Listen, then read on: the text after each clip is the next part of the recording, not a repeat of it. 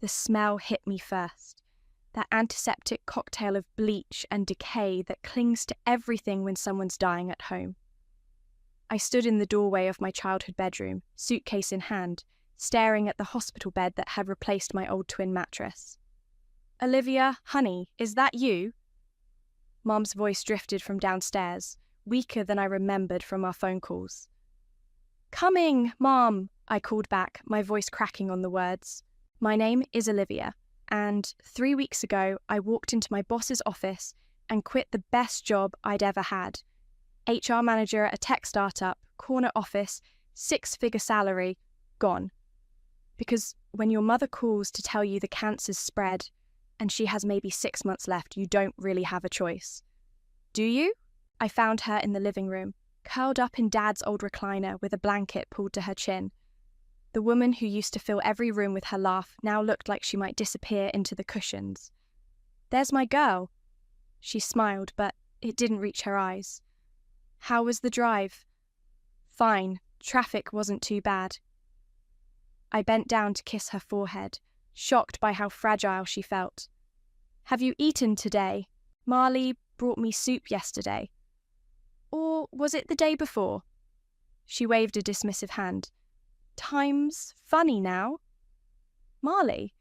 "My younger sister who lived 2 hours away and visited maybe once a week if we were lucky." I bit back the comment forming on my tongue. "Well, I'm here now. We'll get you on a proper schedule." Over the next few days, I learned the brutal arithmetic of caregiving. Pills every 4 hours, physical therapy appointments, insurance calls that lasted longer than the actual treatments. I set up a command centre at the kitchen table, pill organisers, appointment cards, a notebook where I tracked everything because the doctors always asked and Mum couldn't remember. "You don't have to write down every little thing," Mum said one morning, watching me log her breakfast. "I'm not completely helpless." "I know, it just helps me keep track." She was quiet for a moment. "Marley says you always were the controlling one." The pen froze in my hand. "When did she say that?" "Oh, you know how she talks.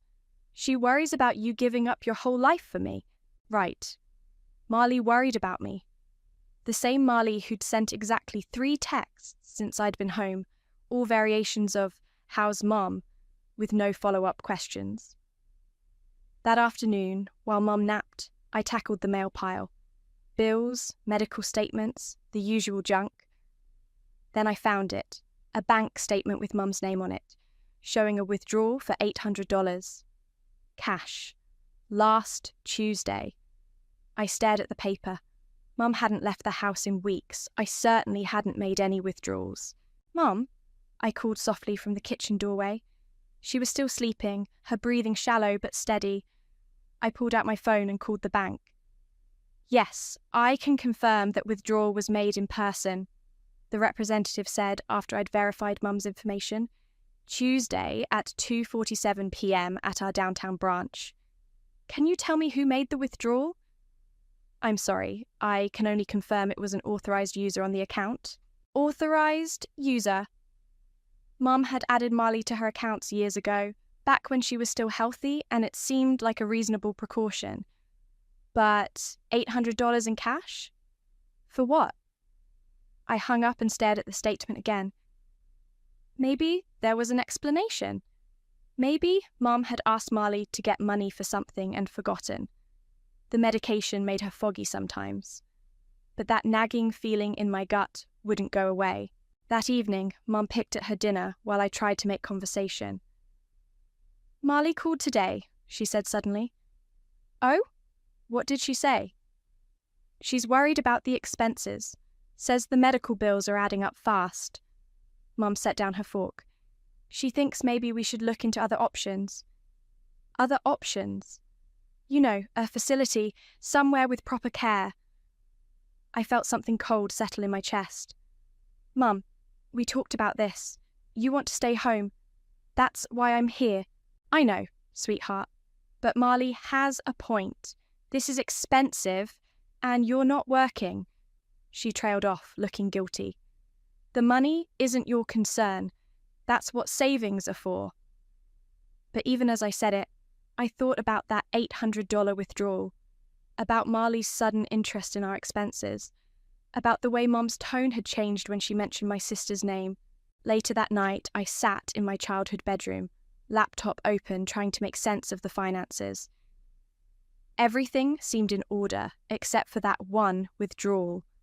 I made a note to ask Mum about it tomorrow. My phone buzzed, a text from an unknown number. "Your sister's not who you think she is." I stared at the screen, my heart hammering. Wrong number. Prank. I typed back, "Who is this?" No response. I set the phone aside and tried to focus on the spreadsheet, but the words blurred together. Downstairs, I could hear Mum coughing, a wet sound that meant I'd need to check on her soon. But first, I had some questions that needed answers. Marley showed up Saturday morning like she was arriving at a photo shoot. Designer jeans, perfect makeup, carrying a bouquet of grocery store flowers that probably cost more than I'd spent on food all week. "Livy." She swept into the house, all smiles and energy. "How's our patient today?" Mom's face lit up in a way I hadn't seen since I'd been home. "Marley, honey, you look beautiful." "Oh, thanks, Mum." Marley bent down for a careful hug, then immediately pulled out her phone. "Let me get a picture with you. You look so much better than last week." I watched from the kitchen doorway as she positioned herself next to Mum's chair, angling the phone for the best lighting. Mum tried to smooth her hair, suddenly self-conscious. "Perfect," Marley said, snapping several shots. "I'll post this later so everyone knows you're doing well." "Marlies," I said, stepping into the room. "Can I talk to you for a minute?" "Sure, but let me just..." She was already typing on her phone, probably crafting the perfect caption about being a devoted daughter. "Now." She looked up, eyebrows raised. Okay, Mum, I'll be right back." I led her to the kitchen and closed the door. $800, I said without preamble. "What?" "The withdrawal from Mum's account last Tuesday. What was it for?" Marley Shook's expression didn't change, but something flickered behind her eyes. "Oh, that. Mum asked me to get some cash for household expenses. You know, groceries, prescriptions, stuff like that. $800 worth. Have you seen how much her medications cost? Plus, she wanted to have some cash on hand for emergencies." Marley shrugged. "I don't see what the big deal is." "The big deal is that I'm handling all the expenses now. I have a system set up. If Mum needed cash, she could have asked me. Maybe she didn't want to bother you. You've been pretty stressed lately." The casual way she said it made my jaw clench. "I'm not stressed. I'm taking care of our dying mother." "Right, and we're all grateful for that. But maybe you're taking on too much. Mum mentioned you've been writing down everything she eats, timing her medications to the minute." Marley's voice took on a concerned tone. "That's a lot of pressure to put on yourself. Someone has to keep track. Or maybe you're being a little controlling." The kitchen door opened before I could respond. Mum shuffled in, looking between us with worried eyes. "Girls, please don't fight. I can hear you from the living room." "We're not fighting, Mum," Marley said quickly, moving to put an arm around her. "Olivia's just concerned about money, which I totally understand. Taking care of you is expensive." "It's not about the money. Actually," Marley continued, "I've been thinking we should have someone look at the finances. Make sure everything's being handled properly. You know, for Mum's peace of mind." Mum nodded slowly. "That's not a bad idea. Jasper could take a look." Jasper. The family lawyer who'd handled Dad's estate and Mum's will. I felt like I was being manoeuvred into a corner. "Fine," I said, "if that's what you want." "It's just to make sure everything's above board," Marley said. "I mean, you've been handling a lot of cash transactions lately." "What cash transactions?" "Well, the grocery money, the pharmacy runs, household expenses. It adds up, and with Mum's condition, She might not remember every little purchase. I stared at her. Are you suggesting I'm stealing from Mum? Of course not. I'm just saying it would be good to have documentation for tax purposes and stuff. Mom looked distressed. Girls, please. I trust both of you completely. I know you do, Mom, Marley said, squeezing her shoulder.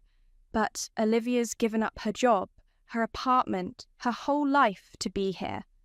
That's a lot of financial pressure. Maybe she's feeling tempted to supplement her income a little. The room went dead silent. I could hear the refrigerator humming, the clock ticking on the wall, my own heartbeat pounding in my ears. Supplement my income? My voice came out deadly quiet. I'm not accusing you of anything, Marley said quickly. I'm just saying it would be natural if... Get out. Olivia. Get out of this house right now. Mom, see what I mean? Marley turned to our mother with wounded eyes. This is exactly the kind of defensive behaviour that worries me. Mom looked torn, glancing between us. Maybe we should all just calm down. I am calm, I said.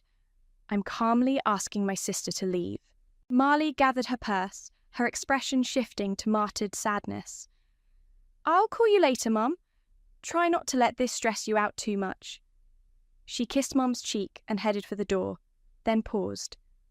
Oh, and Olivia? You might want to save those receipts. Jasper's going to want to see them. After she left, Mum and I sat in uncomfortable silence. Finally, she spoke. She's just worried about you, honey. We both are. I know, Mum, but as I helped her back to her chair, I couldn't shake the feeling that I'd just been played. Marley had walked in here, planted seeds of doubt about my character, and left me looking like the unstable one. That night, after Mum was asleep, I found myself standing at the kitchen window, staring out at the dark street. My phone was on the counter, and I kept glancing at it, thinking about that anonymous text. Finally, I picked it up and scrolled through my contacts until I found Amara's number. She lived next door and had been Mum's friend for 20 years. If anyone would give me a straight answer, it would be her. Amara, it's Olivia. Can we talk?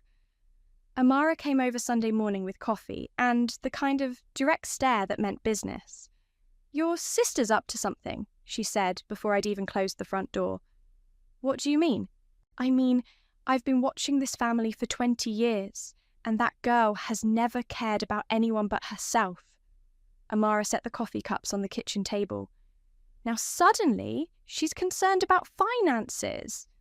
She says she's worried about Mom. Bullshit. Amara's voice was flat. She's worried about her inheritance. The word hung in the air between us. I'd been dancing around it for days, but hearing someone else say it out loud made my stomach drop. You think that's what this is about? Honey, your mother owns this house outright, has a decent life insurance policy, and probably has more in savings than she lets on. Marley knows that. Before I could respond, Mum called from the living room. Olivia, could you come here for a minute? I found her sitting up in her chair, looking more alert than she had in days. I've been thinking about what Marley said yesterday, she began, about the expenses. Mum, you don't need to worry about how much are you spending on groceries each week? The question caught me off guard. I don't know, maybe $60, $70? That seems like a lot for just the two of us. You're on a special diet. The organic stuff costs more, but the doctor said... And the prescriptions, how much are those running? I stared at her. These were questions she'd never asked before. Mum, what's this about? I just want to make sure we're being responsible. Marley showed me some articles about elder financial abuse.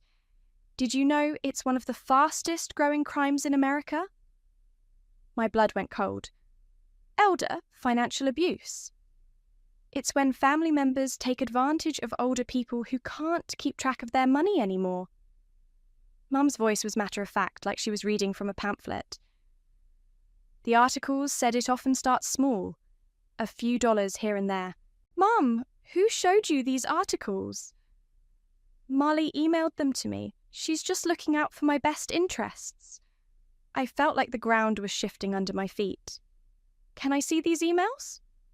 Oh, I deleted them. But she explained everything.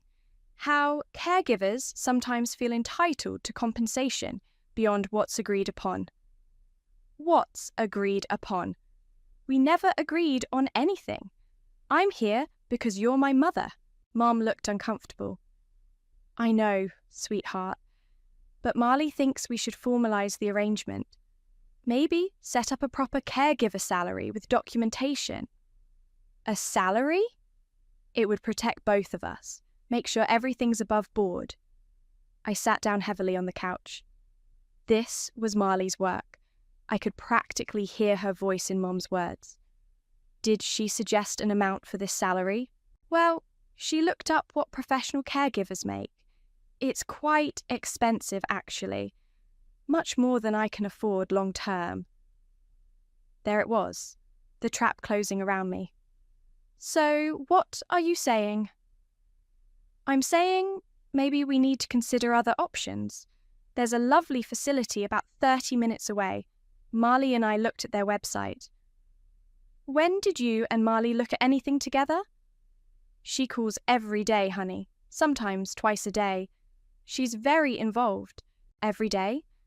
I'd been here 3 weeks and had seen Marley exactly twice. What do you two talk about? Oh, you know, how I'm feeling, what the doctors are saying. She asks a lot of questions about the household expenses. Mum paused. She's worried you're overwhelmed. I'm not overwhelmed. You seem tense lately. Marley noticed it too. I wanted to scream. Instead, I stood up. I need to check your medications. In the kitchen, I pulled out my phone and called Marley. Hey, Livy, how's Mum today? We need to talk. Sure, what's up?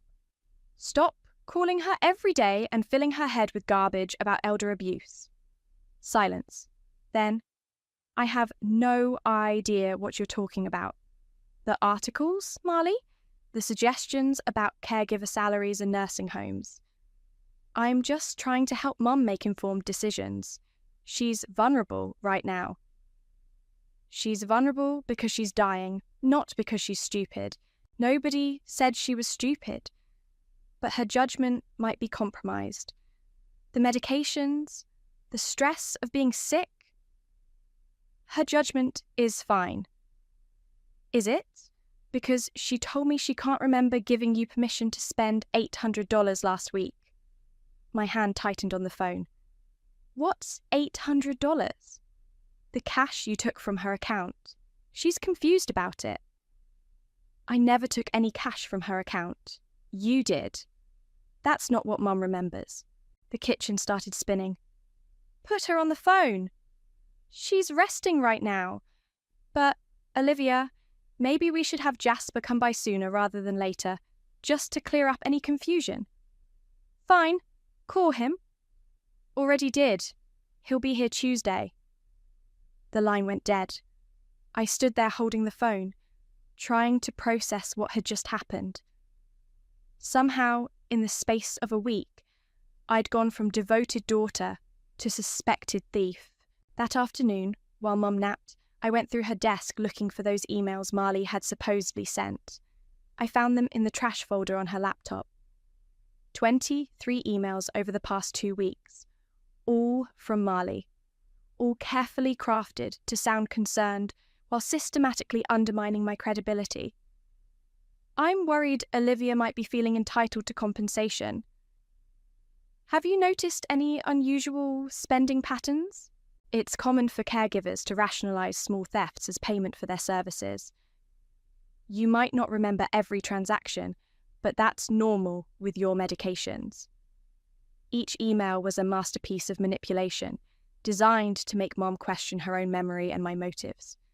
The last email was sent yesterday, after Marlake's visit. Mom, I'm so glad we talked about getting Jasper involved. Olivia's defensive reaction when I brought up the finances is exactly what the articles warned about. Please don't let her know I'm sending you these resources. She might try to delete them or convince you not to read them. I love you and I'm just trying to protect you. M. I printed every single email. Then I sat at the kitchen table and waited for Tuesday to come. Mum's birthday fell on Thursday, and Marley insisted on throwing a party. Just family and a few close friends, she said when she called Tuesday night. Nothing big. Mum deserves to celebrate. What Mum deserved was rest, but I didn't have the energy to fight anymore. Jasper's visit that afternoon had been a nightmare. He'd reviewed the finances with a fine-tooth comb while Marley sat there looking concerned, and I felt like a criminal in my own home. Everything appears to be in order, he'd finally said, but his tone suggested he'd be watching me closely from now on. Thursday morning, Marley arrived with Leon in tow, carrying bags of decorations and enough food to feed 20 people. "Where do you want the balloons?" Leon asked, already pulling streamers from a bag. "Wherever Olivia thinks is best," Marley said sweetly. "She knows Mum's preferences better than anyone." Leon was Marley's boyfriend of 6 months, a personal trainer with arms like tree trunks and the personality of wet cardboard. He followed Marley around like a loyal dog, carrying her bags and agreeing with everything she said. "This is too much," I told Marley as she arranged flowers in the living room. "Mum gets tired easily." "It's her birthday, Livy. She should feel special." "She feels special every day. She doesn't need a production." "Maybe that's the difference between us. I think Mum deserves to be celebrated." The guests started arriving at 2. Amara came with a homemade cake. A few neighbours stopped by. Then, to my surprise, Bailey showed up. Uncle Bailey was Dad's younger brother, and we hadn't seen him in probably 5 years. He'd had some falling out with Mom after Dad died. Something about money, though I'd never gotten the full story. "Bailey," Mum's face lit up when she saw him. "I can't believe you're here." "Wouldn't miss it, Viv." He bent down to hug her, then straightened and looked around the room. His eyes landed on Marley. "Hello, Marley." "Uncle Bailey, what a surprise." "I bet it is." The tension was immediate and obvious. Marley's smile became strained, and Leon moved closer to her side. "How did you even know about the party?" Marley asked. "Amara called me. Said Vivian was having a rough time and could use some family support." Bailey's gaze shifted to me. "Hello, Olivia. I hear you've been taking good care of your mother." "I'm trying." "That's more than some people can say." Marley's cheeks flushed. "I don't know what you're implying." "I'm not implying anything. I'm stating facts." Bailey pulled out a chair and sat down next to Mum. "Viv, you look good, considering. The treatments are hard, but Olivia's been wonderful. She gave up her whole life to be here." "Did she now? And what about your other daughter?" "Bailey," Mum said quietly, "please don't start." "Start what? I'm just making conversation." He looked at Marley. "How often do you visit, sweetheart?" "As often as I can. I live 2 hours away and I have a job." "Right, a job. Very important." Bailey's voice was dry. "What is it you do again?" "I'm in marketing." "Marketing? Of course." He turned back to Mum. "You know, Viv, this reminds me of when your father was sick. Remember how your sister Sarah used to visit?" Mum's expression grew uncomfortable. "That was different." "Was it?" "Because I remember Sarah being very concerned about your father's finances too, always asking questions about his will, suggesting he needed professional management of his affairs." "Uncle Bailey," Marley said sharply, "I don't think this is appropriate." And I remember how shocked everyone was when we found out Sarah had been forging his signature on checks. Small amounts at first, then bigger ones. The room went dead silent. Leon's hand moved to Marley's shoulder. "That has nothing to do with anything," Marley said. "Doesn't it? Because the way I hear it, you've been very interested in your mother's bank account lately. I'm protecting her interests. From who? Olivia? Bailey laughed, but there was no humour in it. The daughter who quit her job and moved back home. The one who's been changing bedpans and managing medications while you've been, what, calling to check on the finances. You don't know what you're talking about. I know exactly what I'm talking about. I've seen this playbook before. Mom struggled to sit up straighter. Bailey, please. It's my birthday. You're right, Viv. I'm sorry. He patted her hand gently. But I want you to know something. If you ever need anything at all, you call me. Day or night. He pulled out his phone and showed her the screen. I'm putting my number in your contacts right now. And, Olivia, you have my number too, right? I think so. Good. Because family looks out for family. Real family. The party continued, but the mood was strained. Marley kept shooting daggers at Bailey, who seemed completely unbothered. Leon hovered protectively, occasionally whispering in Marley's ear. After everyone left, I was cleaning up when Mom called me over. Sit with me for a minute, she said. I sat on the couch next to her chair. She looked exhausted but thoughtful. Bailey's always been dramatic, she said finally. Maybe. But he's not wrong about everything. What do you mean? Mum, do you really think I'm stealing from you? She was quiet for a long moment. I don't know what to think anymore. My mind feels fuzzy most of the time. I can't remember what I did yesterday, let alone last week. That's the medication talking. It doesn't mean your judgment is compromised. But what if it is? What if I'm not seeing things clearly? Then trust the people who've earned your trust, not the people who are trying to convince you that you can't trust yourself. She nodded slowly. Marley means well. Does she? She's my daughter, of course she does. So am I. I know, sweetheart. I know.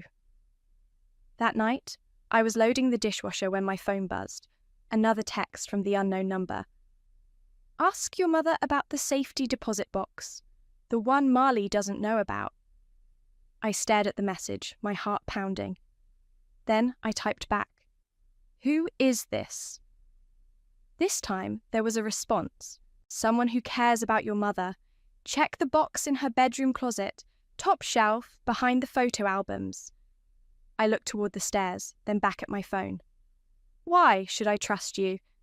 Because tomorrow might be too late.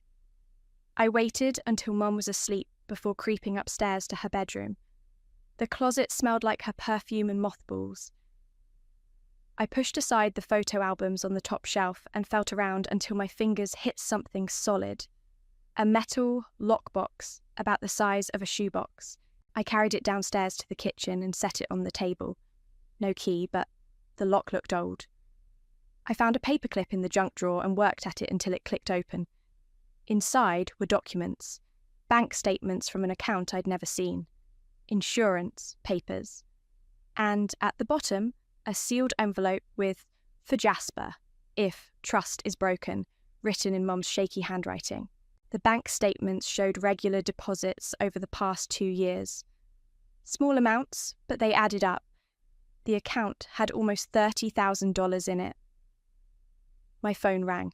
Marley. Hey, how's Mum feeling after the party? Tired. What do you want? I've been thinking about what Bailey said today. He was way out of line. Was he? Of course he was. And honestly, I'm worried about his influence on you. He's always been jealous of our family. Jealous of what? The inheritance, obviously. He knows Mum has money and he's trying to turn you against me so he can get his hands on it. I looked down at the bank statements. What inheritance, Marley? Don't play dumb. The house, the life insurance, her savings, it's probably worth $500,000, maybe more. And you think Bailey wants that? I think Bailey wants to cause trouble, just like he did when Dad died. What happened when Dad died? Silence. Then, nothing. Family drama. Look, the point is, we can't let him manipulate Mom. She's vulnerable right now. She seemed pretty happy to see him. Because she's not thinking clearly. The medication, the stress. Stop saying that. Saying what? That she's not thinking clearly. That her judgment is compromised. She's sick, not stupid. I never said she was stupid. You've been implying it for weeks. All those emails about elder abuse, the suggestions about nursing homes. I'm trying to protect her. From what? From me? Maybe. Yes. I think the stress of caregiving is affecting your judgment. I almost laughed. My judgment? You've given up everything for her. Your job, your apartment, your relationship with Yvonne. That kind of sacrifice can breed resentment. Resentment? It's natural, you're human. But when that resentment turns into entitlement... I'm hanging up now. Olivia, wait. I think we should talk to someone. A professional. Someone who can help us navigate this situation. What kind of professional? A geriatric care manager. Someone who specialises in elder care decisions. I found one who... No. Just think about it. For Mum's sake. I said no. Fine. But I'm coming over tomorrow. We need to have a family meeting. She hung up before I could respond. The next morning, Mum was having a bad day. She couldn't keep her breakfast down and her pain medication wasn't helping. I was trying to get her comfortable when Marley arrived with Leon and a woman I didn't recognise. "This is Patricia," Marley announced. "She's the care manager I told you about." Patricia was in her 50s, professionally dressed, carrying a leather portfolio. She smiled at Mum with practiced sympathy. "Mrs. Burke, I'm so glad to meet you. Marley has told me so much about your situation." "I didn't agree to this," I said. "It's just a consultation," Marley said. "Patricia specialises in helping families make difficult decisions about care." "What kind of decisions?" Patricia opened her portfolio. "Well, from what Marley has shared, it sounds like you're dealing with some challenging dynamics. Financial stress, family conflict, caregiver burnout." "I'm not burned out." "Of course not. But caring for a terminally ill parent is one of the most stressful experiences a person can have. It's natural to feel overwhelmed." "I'm not overwhelmed either." Patricia exchanged a look with Marley. "Sometimes we don't recognise our own limitations until it's too late." "What's that supposed to mean?" Marley mentioned some concerns about financial management. "Stop!" I stood up. "Just stop. Mum, do you want this woman here?" Mum looked confused and frightened. "I don't know. Marley said she could help." "Help with what?" "With making sure you're okay," Marley said. "With making sure Mum gets the best possible care." "The best possible care is what she's getting right now." "Is it?" Patricia consulted her notes. "Because I understand there have been some irregularities with the household finances." "What irregularities?" "Unexplained cash withdrawals, missing receipts, reluctance to allow financial oversight. That's bullshit." "Olivia," Mom said weakly, "language." "No, Mom, this is bullshit. Marley is lying to you and now she's brought in some stranger to back up her lies." "I'm not lying about anything," Marley said. "I'm trying to protect our mother." "From what? From you?" The words hung in the air. Mum started crying. "From me?" I repeated. "I'm the one who's been here every day for 6 weeks. I'm the one giving her medications, taking her to appointments, holding her hair back when she throws up. What exactly are you protecting her from? From your resentment, from your financial desperation, from your need to control everything." "My financial desperation?" "You gave up your job. You have no income. You're living in her house, eating her food, using her money." "I'm taking care of her." "Are you? Or are you taking advantage of her?" I felt something snap inside me. Get out! Olivia! Get out! I screamed. All of you, get out of this house right now! Mom collapsed back in her chair, sobbing. Leon stepped forward, but I pointed at him. Don't you dare! Don't you fucking dare! Olivia, please, Patricia said. This kind of aggressive behavior is exactly what we were worried about, Marley finished. Mom, you see what I mean? This isn't healthy. Mom looked at me with tears streaming down her face.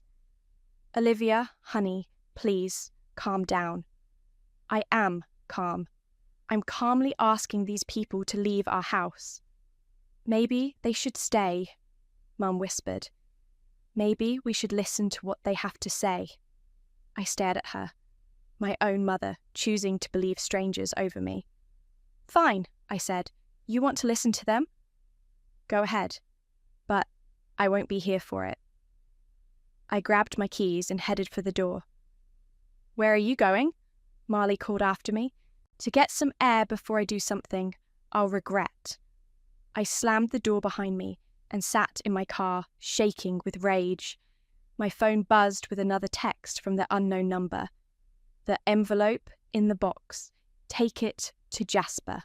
Today. I looked back at the house, where I could see Marley through the window, comforting Mum while Patricia took notes. Then I started the car and drove to Jasper's office. Jasper's office was in an old Victorian house downtown, all dark wood and leather-bound books. His assistant, Phoebe, looked up when I walked in. Olivia, your mother's appointment isn't until next week. I need to see Jasper. It's urgent. She must have seen something in my face because she picked up the phone immediately. Jasper, Olivia Burke is here. Says it's urgent. 2 minutes later, I was sitting across from Jasper's massive desk, the sealed envelope in my hands.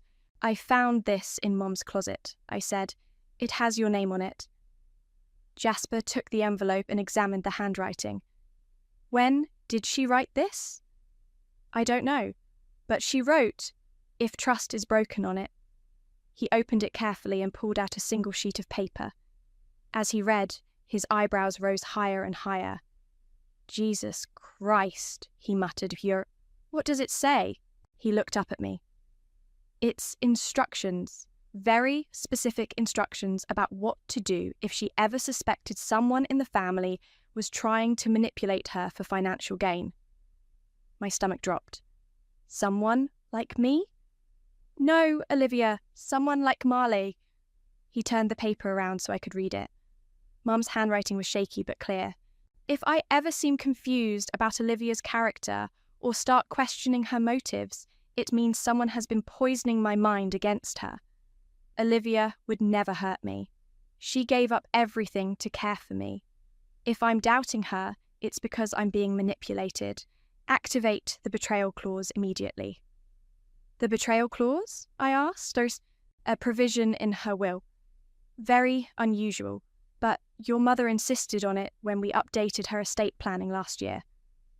Jasper leaned back in his chair. She was concerned about potential manipulation, especially given her diagnosis. What kind of provision? If anyone attempts to undermine the primary beneficiary through deception or manipulation, they forfeit their inheritance entirely. And the primary beneficiary is? You. I stared at him. Me? Your mother updated her will 6 months ago, right after her diagnosis. You inherit everything. The house, her savings, the life insurance. Marley was supposed to receive a substantial sum as well. But if the betrayal clause is activated, she gets nothing? Less than nothing. She gets a bill. A bill for what? All the expenses related to investigating her manipulation. Legal fees, forensic accounting, emotional damages to you and your mother. Jasper smiled grimly. Your mother was very thorough. My phone started ringing. Marley. Don't answer it, Jasper said. We need to document everything first. But I was already swiping to accept. What? Olivia, thank God. You need to come home right now. Why? It's Mom. She collapsed after you left.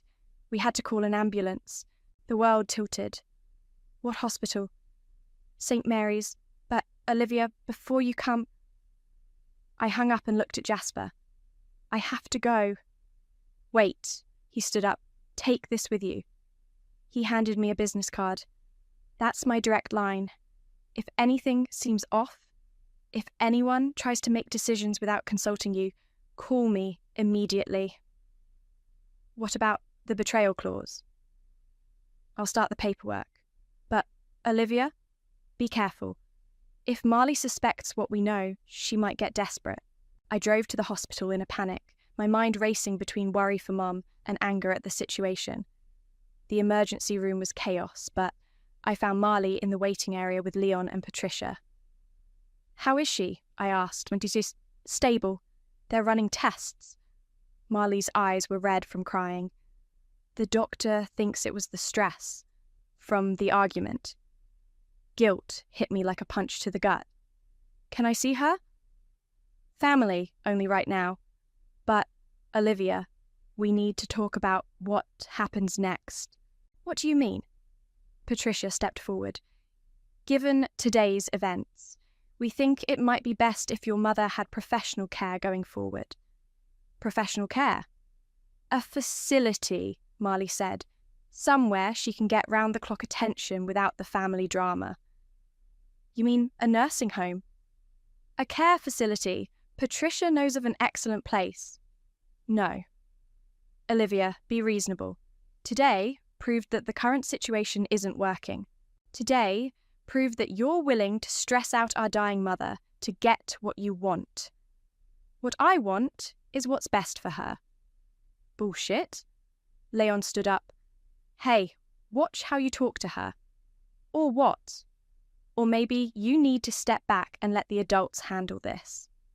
I laughed. The adults? You mean the personal trainer and the marketing coordinator? Yeah, I'm sure you're both experts on elder care. We're experts on recognizing when someone's lost perspective, Patricia said. Your behavior today was concerning, Olivia. The aggression, the paranoia.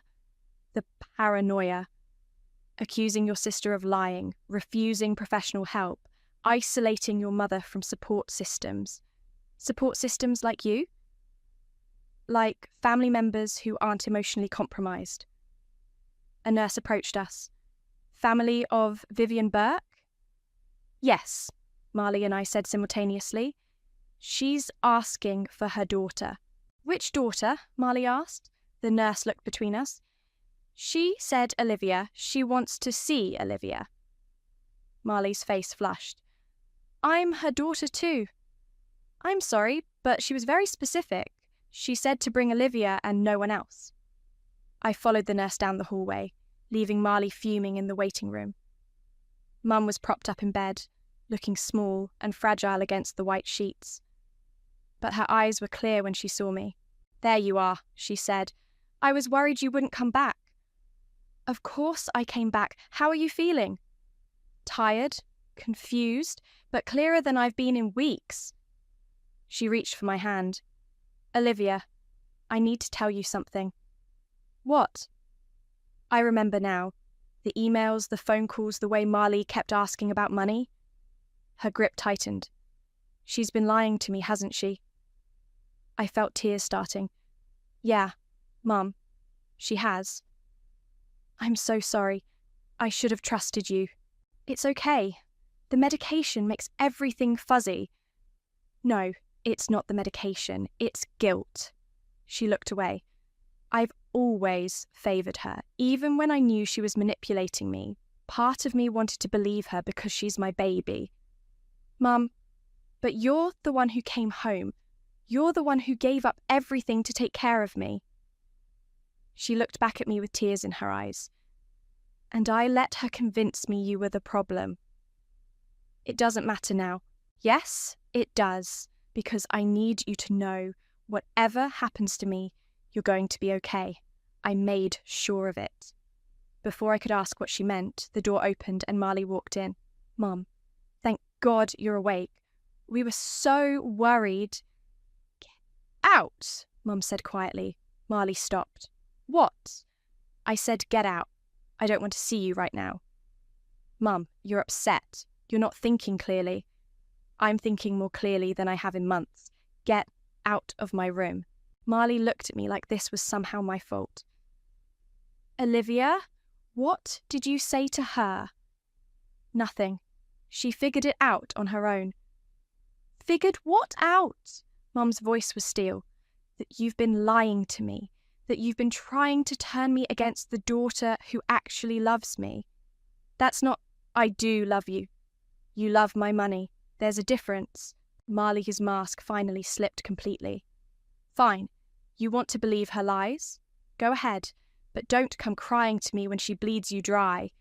She stormed out, Leon trailing behind her. Mum squeezed my hand. Call Jasper. Tell him it's time. Time for what? To activate the betrayal clause. I stared at her. You know about that? She smiled weakly. Honey, I may be dying, but I'm not dead yet. Mom died 3 days later, quietly in her sleep at home. I was holding her hand when it happened. Marley showed up an hour after the funeral home took the body, dressed in black like she was already in mourning. Leon carried flowers, white lilies that probably cost more than I'd spent on groceries all month. I'm so sorry, Livy, she said, pulling me into a hug that felt like a performance. I know we had our differences, but she was our mother. Yeah, she was. Have you called Jasper yet? About the arrangements? He's handling everything. Good. And the will reading? I looked at her. Mum had been dead for 2 hours, and Marley was already asking about the will. He said he'd let us know. It's probably just a formality. I mean, she always said she'd split everything between us. Marley dabbed at her eyes with a tissue. 50-50, right? I guess we'll find out. Leon cleared his throat. Where do you think you'll go? After the house sells? The house isn't selling. Well, not immediately. But eventually, right? I mean, it's too big for one person and the maintenance costs. Leon, Marley said sharply, not now. But I could see the wheels turning in both their heads. They'd already decided how to divide everything up, probably down to Mum's jewellery and china. Jasper called that evening. The will reading is scheduled for Friday at 2. My office. Who's going to be there? You, Marley, Bailey, and a few witnesses. Standard procedure. Witnesses? Amara, Phoebe, and Dr. Martinez. Your mother requested them specifically. Dr. Martinez was Mum's oncologist. I wondered why she'd want him there, but I was too tired to ask. Friday came too fast. I sat in Jasper's conference room, watching Marley fidget with her purse while Leon whispered reassurances in her ear. Bailey sat across from me, his expression unreadable. Amara squeezed my shoulder as she took her seat. Before we begin, Jasper said, I want to note that this will was updated 6 months ago, and Mrs. Burke was of sound mind when she made these decisions. Dr. Martinez can attest to that. Dr. Martinez nodded. Vivian was lucid and competent throughout her treatment. Her cognitive function was never compromised. Marley shifted in her chair. Of course she was competent. Why would you even mention that? Because, Jasper said, opening a thick folder, some of the provisions in this will are unusual. Your mother wanted to ensure there could be no question about her mental state. He pulled out the will and began reading the standard legal language. Then he got to the meat of it.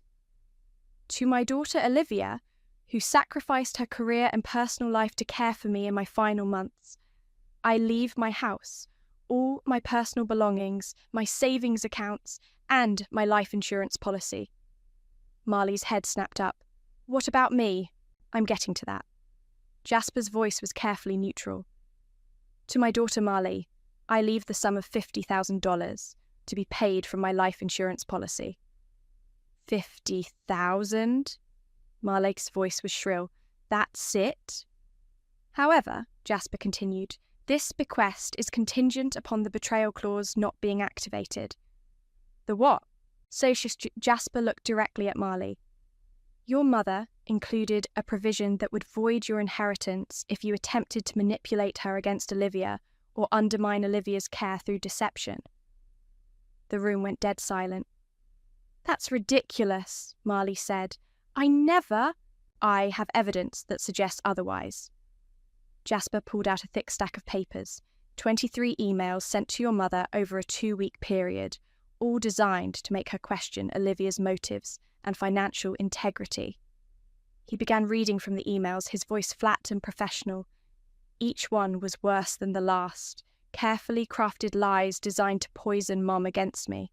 Furthermore, Jasper continued, we have phone records showing daily calls during which you systematically undermined Olivia's credibility. Those were just conversations. We also have testimony from Patricia Williams, the care manager you hired, stating that you specifically asked her to recommend institutionalizing your mother against Olivia's wishes. Marley's face was white. You can't prove any of this was manipulation. Actually, I can. Jasper pulled out another document. Your mother recorded several of your phone conversations. She what? She became suspicious of your motives and started recording your calls. Would you like me to play them? No, Marley whispered. In one particularly damning conversation, you told her that Olivia was probably skimming money and that she wouldn't even see it coming when you had her declared incompetent. Leon stood up. This is bullshit. You can't take away her inheritance based on some recordings. Actually, I can. The betrayal clause is legally binding. Jasper looked at Marley with something like pity. Your mother was very thorough. So, what does that mean? Marley's voice was barely audible. It means you inherit nothing. In fact, you owe the estate money. Oh, money? Legal fees for this investigation, compensation for emotional distress caused to Olivia, and reimbursement for the $800 you withdrew from your mother's account without permission. I had permission. No, you didn't. Your mother never authorized that withdrawal. She was saving that money for Olivia's expenses. Marley looked around the room desperately. This is insane. You can't do this to me. I'm her daughter. So is Olivia, Bailey said quietly. The difference is, Olivia acted like one. I loved her. You loved her money? Amara said. There's a difference. Marley turned to me, tears streaming down her face. Livy, please. You can't let them do this. We're sisters. I looked at her, really looked at her, and saw a stranger. Someone who'd been willing to destroy our mother's peace of mind for money. Someone who tried to convince a dying woman that her devoted daughter was stealing from her. We were sisters, I said, but sisters don't do what you did. I was protecting her. You were protecting yourself from the possibility that she might leave everything to the daughter who actually took care of her. Marley collapsed back in her chair, sobbing. Leon put his arm around her, but even he looked shaken. There's one more thing, Jasper said. Your mother left you a letter. He handed Marley a sealed envelope. She opened it with shaking hands and read silently. Then she crumpled it up and threw it on the floor. What did it say? I asked. Bailey picked up the letter and smoothed it out. It says, I hope someday you'll understand that love isn't about what you can get from someone. It's about what you're willing to give. Olivia gave me everything. You gave me nothing but heartache. I'm sorry I failed you as a mother, but I won't let you destroy the daughter who didn't fail me. Marley stood up abruptly. I'm going to contest this. I'll take it to court. With what money? Jasper asked. You're unemployed, in debt, and now you owe the estate $15,000. Leon will help me. Leon was already backing toward the door. Actually, babe, I think maybe we should take a break. This is all pretty heavy, and I need some time to process. You're leaving me too. I'm not leaving, I'm just taking some space. He was gone before she could respond. Marley looked at me one last time. This isn't over. Yes, it is, I said. It's been over for a long time. I just didn't want to see it. She left without another word. I sat in the quiet conference room, surrounded by people who'd loved my mother, and felt absolutely nothing. No triumph, no relief, no satisfaction, just emptiness. "Are you okay?" Amara asked. "I don't know," I said honestly. "I thought I'd feel different." "Different how?" "Vindicated, I guess. Like justice was served." "Justice was served," Bailey said, "but that doesn't mean it feels good." He was right. It didn't feel good at all. The local newspaper picked up the story 3 days after the will reading. "Family drama erupts over inheritance fraud," ran on page 4, complete with a photo of our house that someone had taken from the street. My phone started ringing immediately. "Olivia? This is your cousin Rebecca from Portland. I just saw the news." I hung up and turned off the phone. The doorbell rang an hour later. Through the peephole, I saw a woman with a microphone and a man with a camera. "Ms. Burke, I'm Jennifer Walsh from Channel 7 News. We'd love to get your side of the story about your sister's attempted inheritance fraud." I didn't open the door. Amara came over that evening with takeout and wine. "How are you holding up?" she asked, setting containers of Chinese food on the kitchen table. "I've been better. The reporters will lose interest soon. This kind of thing happens more than people think." "Does it? Family members trying to manipulate elderly relatives?" "Unfortunately, yes. Your mother was smart to protect herself." I picked at my lo mein. "I keep thinking about what Marley said, about contesting the will." "She can try, but Jasper says she doesn't have a case. The evidence is too strong. It's not about winning or losing. It's about dragging this out, making it public, turning Mum's death into a circus." "She won't do that." "How do you know?" "Because she's broke and humiliated, and because Bailey had a talk with her." I looked up. "What kind of talk?" "The kind where he reminded her that fraud is a criminal offence, not just a civil one, and that if she pushes this, he'll make sure the district attorney sees all the evidence." "Would they really prosecute her? For elder abuse? For forging bank withdrawals? In this political climate?" Amara shrugged. "Bailey thinks they might, especially with all the media attention." My phone buzzed with a text. "Ivan, saw the news. Are you okay? Can I call you?" I showed Amara the message. "Are you going to respond?" "I don't know. What would I say?" "Hi, remember me? The woman whose life fell apart while you were finding yourself in Colorado?" You could start with hello. "He left, Amara. When things got hard, he left. People make mistakes. Maybe he's learned from his. Maybe I have too." The next morning, I found Leon sitting on my front steps. "What do you want?" I asked, "to apologise and to give you this." He held out an envelope. "It's from Marley." "I don't want anything from her.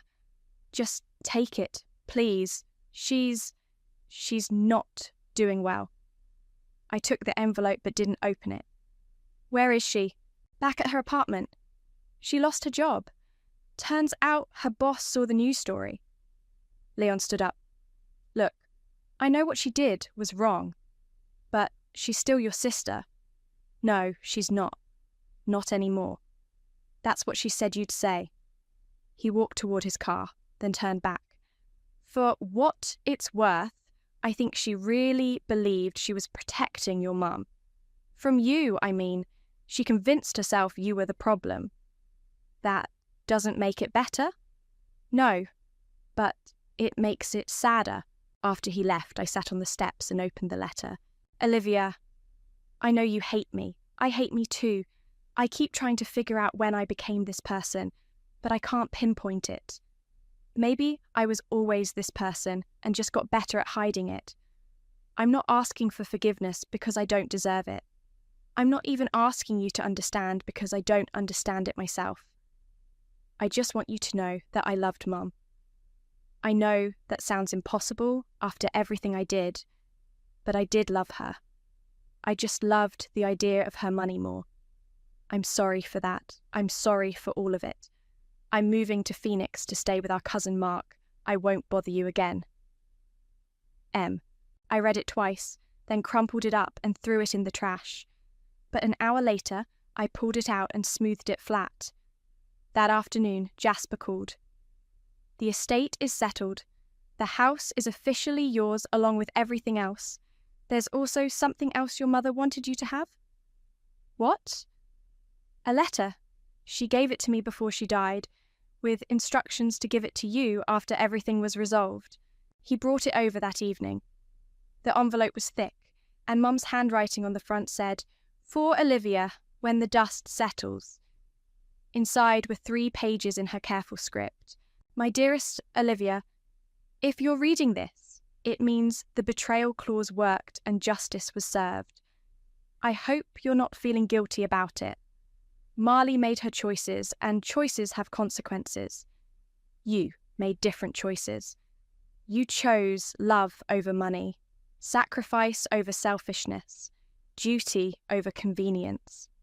That's who you are, and that's why you deserved everything I had to give. But I'm worried about you. I'm worried that this whole experience will make you hard and bitter. I'm worried that you'll think love is always about betrayal and family is always about money. Please don't let Marley's choices poison your heart. You gave up so much to take care of me. Your job, your apartment, your relationship with Ivan. I know you think those sacrifices were necessary, but now I want you to know they were also noticed and appreciated. Every pill you organised, every appointment you drove me to, every night you stayed up when I couldn't sleep, I saw all of it. Now I want you to live for yourself. Use the money to go back to school if you want. Travel, start a business, fall in love again. Don't let my death be the end of your story. Let it be the beginning of a new chapter. And Olivia, if Marley ever comes to you asking for help, really asking, not demanding or manipulating, I hope you'll consider it. Not because she deserves it, but because forgiveness is a gift you give yourself, not the person who wronged you. I love you more than words can say. Thank you for being the daughter I needed when I needed her most. Mum. I sat in the quiet house, surrounded by all the things that were now mine, and finally cried. Not for Marley, not for the family that was broken, but for Mom, and for the weight of carrying her love forward. My phone rang, Ivan again. This time I answered. "Hi," I said. "Hi, how are you?" Complicated. "I saw the news. I'm sorry about your mum and about everything else." "Thank you. I know I don't have the right to ask, but would you like to get coffee sometime? Just talk?" I looked around the living room where I'd spent so many nights taking care of Mom, where Marley had tried to turn her against me, where everything had fallen apart and somehow come back together. "Yeah," I said. "I'd like that." "Really? Really? But Ivan, I'm not the same person I was when you left." "I'm not the same person either. Maybe that's okay." "Maybe it is." After we hung up, I walked to the kitchen window and looked out at Amara's house. She was in her garden, pulling weeds in the fading light. When she saw me watching, she waved. I waved back. Tomorrow, I'd start figuring out what came next. Tonight, I was just going to sit in my mother's house, my house now, and be grateful for the people who stayed when staying was hard. The anonymous texter never revealed themselves, but I had my suspicions. Bailey had been asking a lot of questions about Mum's finances lately, and he'd always been protective of family, even when family didn't deserve it. I never asked him directly. Some mysteries are better left unsolved. But I did send him a text. "Thank you." He responded immediately. "For what?" "For caring about her, for caring about me." That's what family does. Real family. He was right. Real family shows up Real family tells the truth, even when it's hard. Real family doesn't leave when things get complicated. I'd learned the difference finally, and it had cost me a sister, but it had saved everything else that mattered.